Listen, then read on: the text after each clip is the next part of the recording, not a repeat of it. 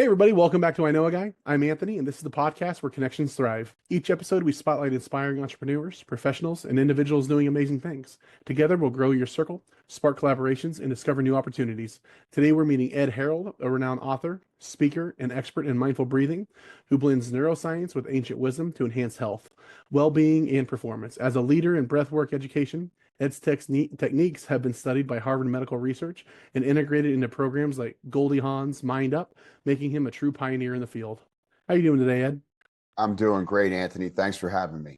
No, I was excited to have you on. You're doing some cool stuff, and I think a lot of people could benefit from, improving their health, just kind of feeling more mindful and just feeling better in general. I think a lot of us could really benefit for that. So I was really excited to have you on to learn a little bit and get to know you.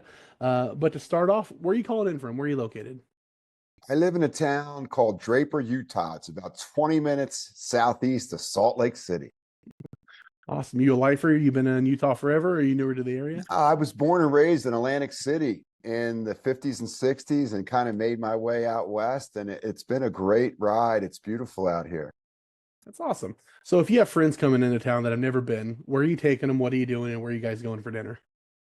So we're going to probably do some skiing up at Snowbird or Alta up in Little Cottonwood Canyon, some of the greatest slopes probably in the world.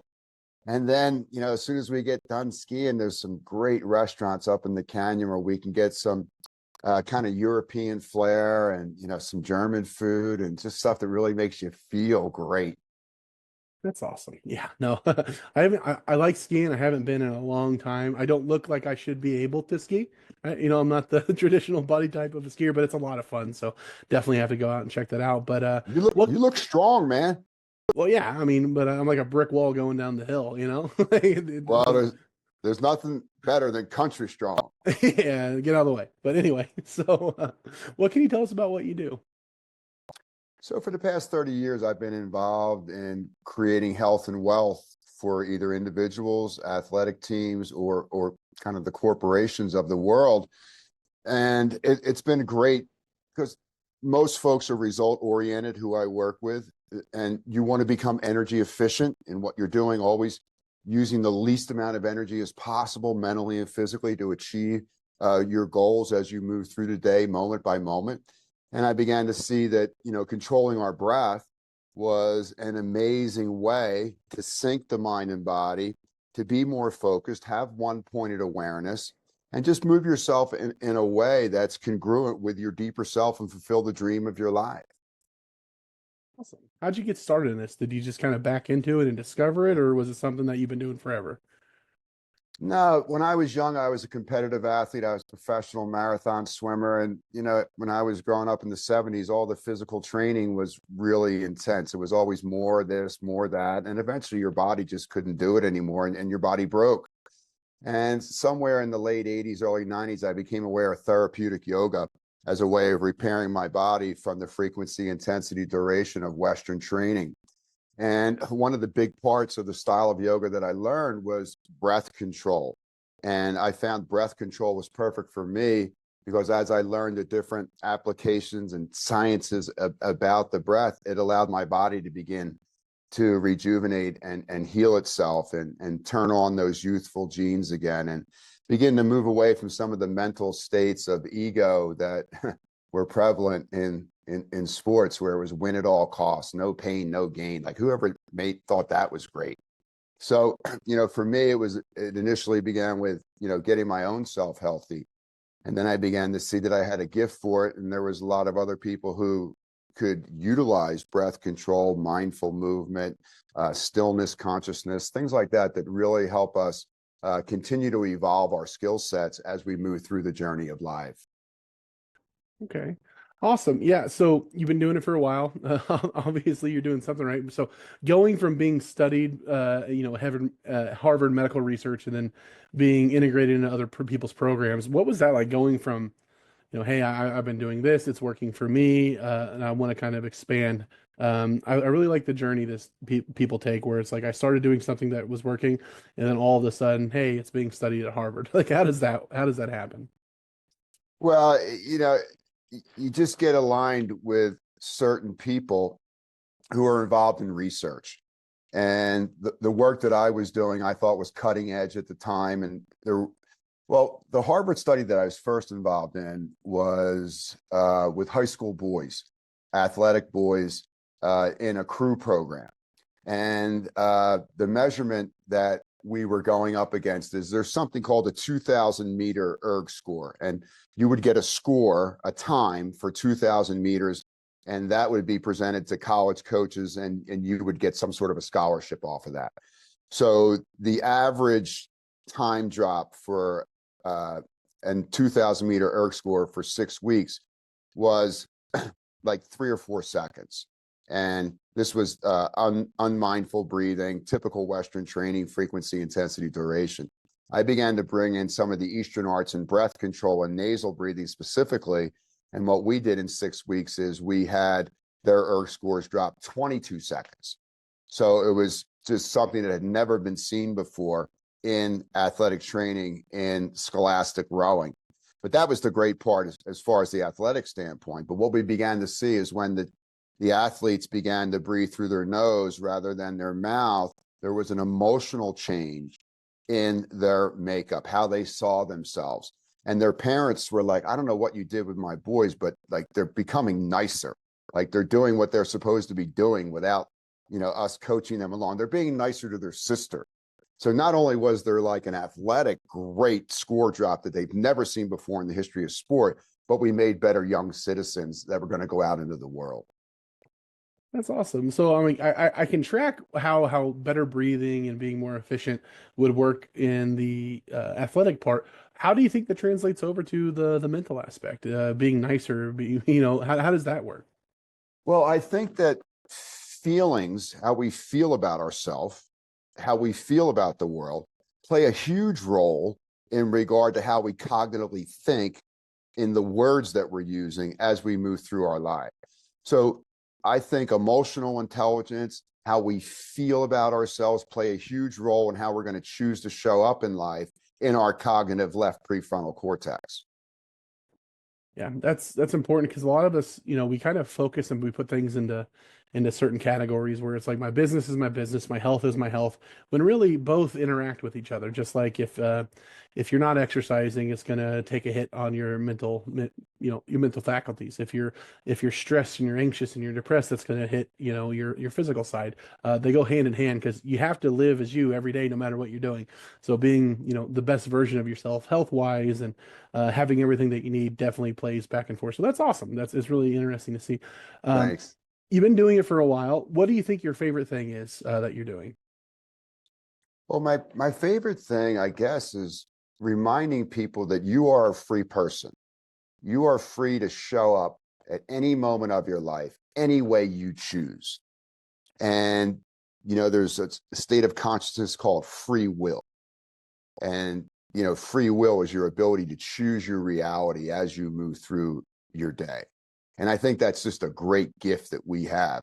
And if you don't use your free will to evolve where you've been to where you are to where you want to go, we kind of start to get this thing I call fear will, or like self-doubt kind of sneaks into our mind. And we're separate from that source of power of getting things done in the way that we feel like we're bringing value to the world. So, if you can get control of your breath, okay, breathing in and out through your nose, okay, you can control your body. What does that mean? It means you can control your physiology. In other words, your heart rate at any given time of what you're trying to achieve in your life is going to be based on the amount of breaths you're taking per minute. So if you can slow your breath down, which is something everybody can do in stressful situations, you're going to have a lower heart rate. And if you have a lower heart rate, you're going to have lower steady blood pressure. So you're not overheating in the moment. When your brain sees less breaths, lower heart rate, steady blood pressure, you are in a place where you can learn and evolve your skill sets. When the brain senses safety, then the brain will naturally, organically tell your body to burn fat, not store fat.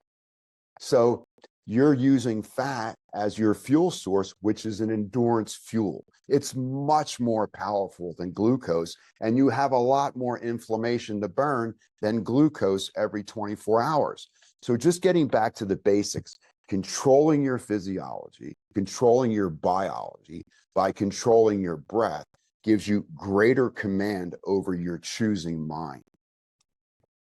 Okay, so what, people that are listening, to this and they're hearing it, what's something that they can do just for the rest of this episode? Like maybe just like a practice that they can try to, help them get into that more relaxed, more less anxious state. Because a lot of us, maybe we're starting our day right now and maybe we're like, oh, it's Monday, a little bit on edge. What's something that they could be doing right now, that by the end of the episode, maybe they've been able to get a pretty good sense of how to do it. Feet on the ground. Number one, your brain wants to feel your feet connected to the planet. That's the magnetic connection. Spine straight. Posture is everything in the emotional world, then the thinking world. So feet on the ground, spine straight. Immediately something occurs in the center of your head. There's more focus. Now bring your attention to your nose and inhale as slowly as you can down into this region of the body, not to this region. This region creates relaxation. This region creates stress. This region creates serotonin and dopamine, which is calming and feel good. This creates higher heart rates and cortisol and adrenaline. Feet on the ground, spine straight, slow motion inhale into the solar plex region. Pause. Exhale slowly through your nose. And when the lungs are deflated, pause. So inhale, slow, pause. Exhale, pause, slow. In 3 to 5 breaths, notice what occurs in your nervous system. So when you're saying pause, because I've heard things like square breathing and then like you're counting. Mm-hmm. In your experience, does that work, or is it just kind of you're pausing until like a certain level of uncomfort, or is it just are you trying to go for a certain time, or just so for a layman like me that's maybe just heard high level versions? Well, for someone who's working in technology and using their left prefrontal cortex, engineers all the time, they're using numbers all the time. So why don't we move away from the numbers and just use our right prefrontal cortex and intuitively pause without the scaffolding of numbers. So you're using whole brain messages. You don't want to use one part of the brain all the time. You want to use both prefrontal cortexes. So when I say pause, maybe we'll just pause for 3 to 5 seconds. It's something really short. Like you don't want to create a higher heart rate. You don't want to deprive the brain of oxygen. It takes time to build up this thing called CO2 tolerance. So if you're using your left prefrontal cortex in technology and what you're doing for a vocation all the time, you want to hold the breath in and out intuitively and make mental notes along the way. If you're in the creative arts, if you're in a vocation where you're not using a lot of numbers, then you'd want to use numbers to create framework. So we're constantly inviting the two prefrontal cortexes to communicate with each other so that we're evolving how the brain works. We're not shrinking the brain's ability to give us information.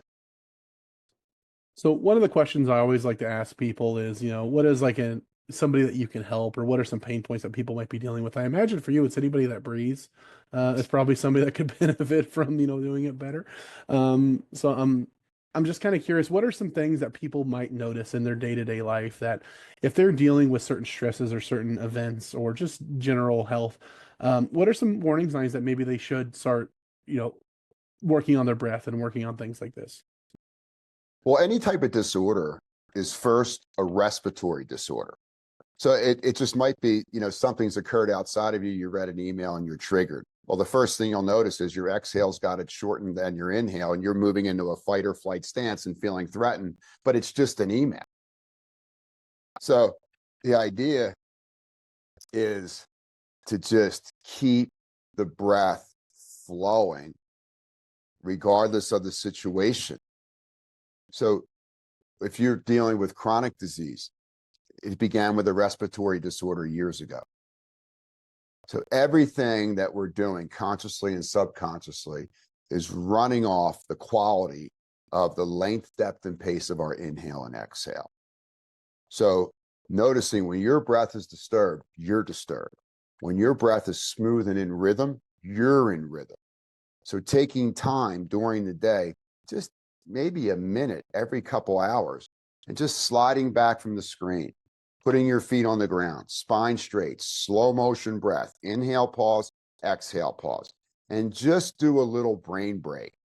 This is going to not only help you in the afternoon when energy levels drop, it's also going to help you fall into a restful night's sleep and remain asleep until the following sunrise.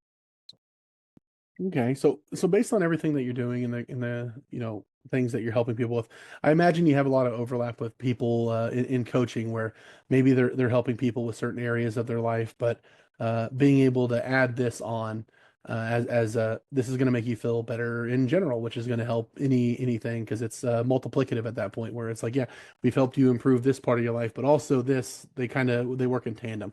Am I off there, or do you partner pretty You're well with other coaches? exactly, whatever the coaches are doing well, that's great because there's thousands of different ways to coach people and have them achieve their desired goal. But when you begin to add conscious breath work into what you're already doing well, they're going to achieve those goals in a shorter period of time, which is going to give them more self-confidence, more self-esteem, think that they're really getting ahead, and they are. So the breath is kind of the ultimate hack in regard to getting what you want in life without giving anything up along the way. Absolutely. I've seen recently, and I don't know if it's just because this stuff's being researched more, but I've seen recently people that are breathing through their mouths. It actually kind of has a physiological effect on their face shape. Yeah. And the more that you're breathing through your nose, I don't know, what is that to there? Like I've heard it in passing, but I figure you're the person to ask. Yeah. So we were all born nasal breathers. Okay, every animal on earth is breathing through its nose its entire life, unless it's hunting or being hunted. The fastest animal on the earth is the cheetah and can run 80 miles an hour breathing through its nose. These animals don't have ego. So it doesn't have an ability to move away from the original genetic design of how the creator wanted us to breathe. So we have the ability when we're young to stimulate, super states of emotion, hyperactivity by hyperventilating through our mouth, and the brain begins to see that and it thinks that's what we want to do.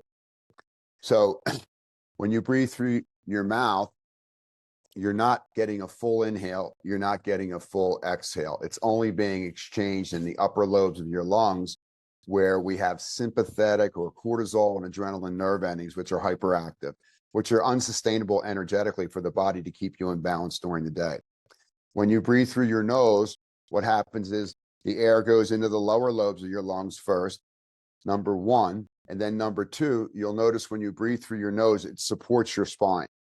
And spinal posture plays a huge role in not only patterns of movement in the body, but patterns of predictability and possibilities in the brain.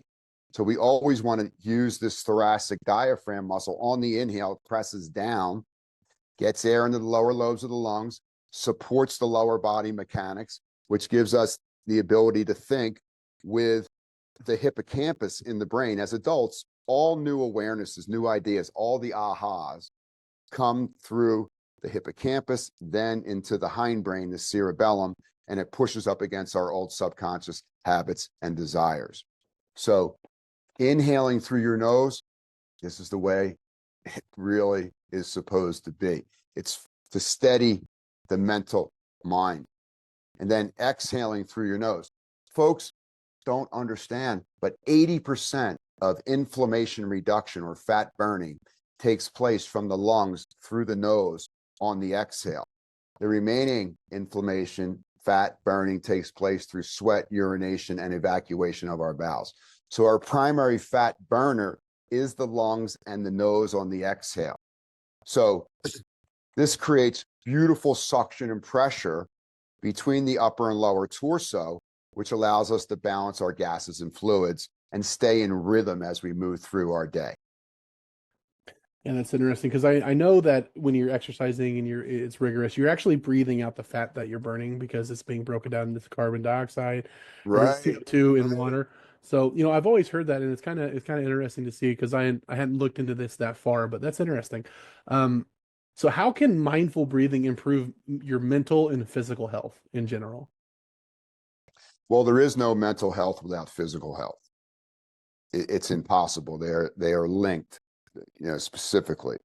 So getting back to what I was saying earlier is taking less breaths per minute and breathing through your nose.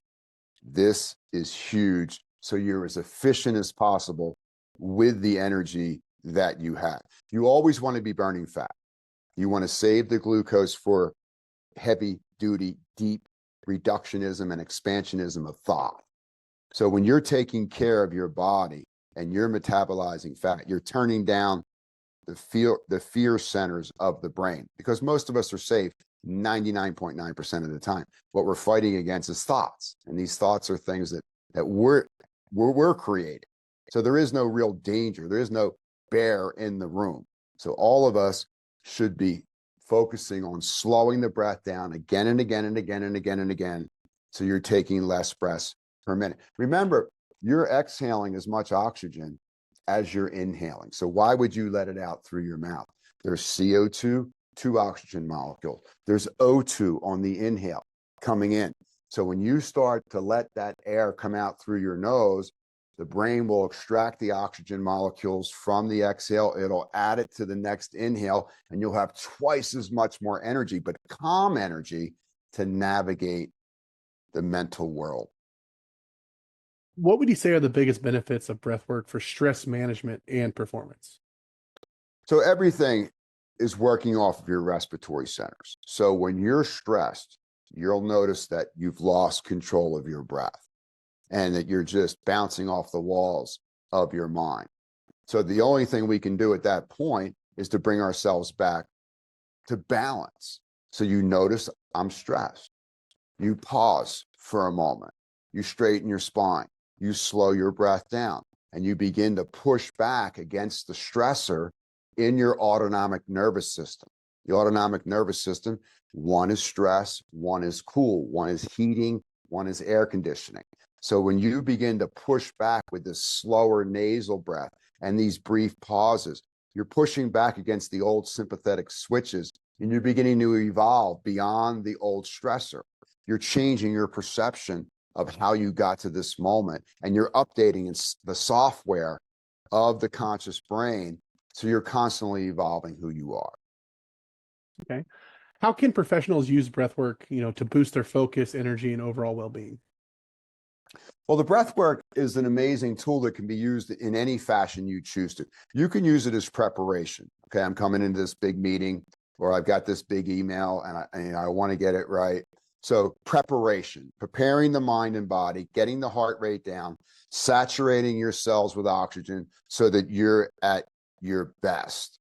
When you're in a meeting and there's triggers that are going on and voices are being raised, the person with the lowest heart rate is going to have access to the deepest levels of intellect and data in their brain.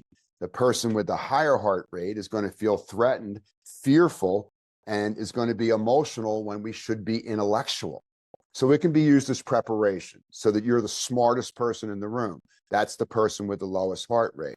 And then it can also be used as a performance tool in the present moment, whether it's athletic or whether it's corporate or whether it's technology.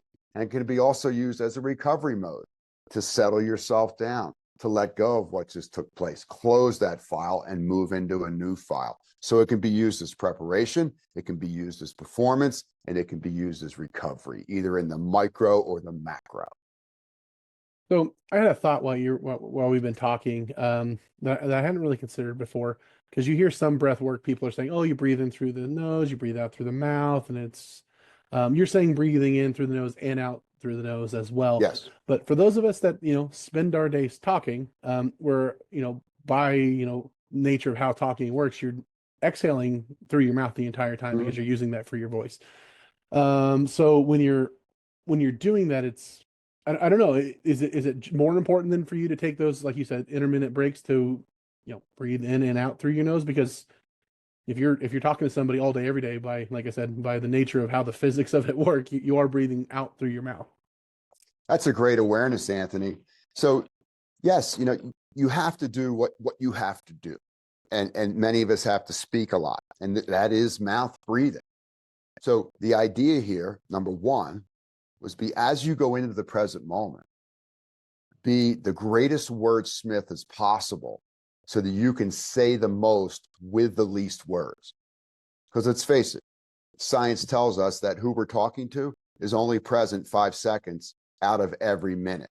So you've only really have 5 conscious seconds every minute to communicate with another person. The other 55 seconds, folks have a tendency to be in the past or wander off and project into the future. So thinking about that. And then when you have the opportunity to close the mouth, you just want to continue to breathe as slow as you can, low and slow, and scrub the blood of toxins and inflammation, mucus phlegm, anything that's impeding oxygen distribution. Because wherever oxygen touches in your body, cancer cells can't form. Awesome. Is there anything that I missed or that I failed to ask that you wanted to add? Now, I thought this was a wonderful, wonderful half hour, and gosh, you're a great host.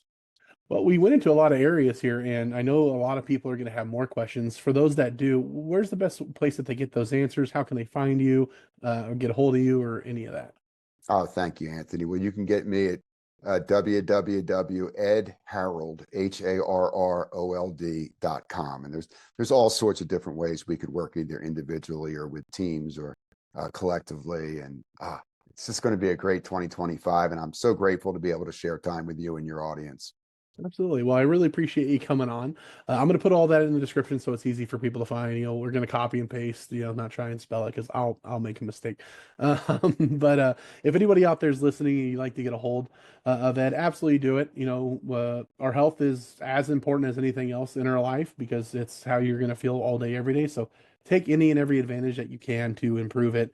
Whether that be diet, exercise, whether that be breath work, just all the stuff. It's all intertwined. So don't neglect one to seek the other. So absolutely have that conversation, reach out, learn more. If you'd like to get a hold of me, you can find me at ikag.me. You can find more episodes, subscribe to our newsletter, connect with more awesome people like Ed in our growing community. But if somebody would like to be interviewed, or if you would as well, feel free to apply on the website for that. But Ed, I really appreciate you coming on, pouring into us, giving us some good takeaways, something to think about. So let's all take a deep breath, have an awesome day, and go out and grow our circle. All right. Thank you, buddy.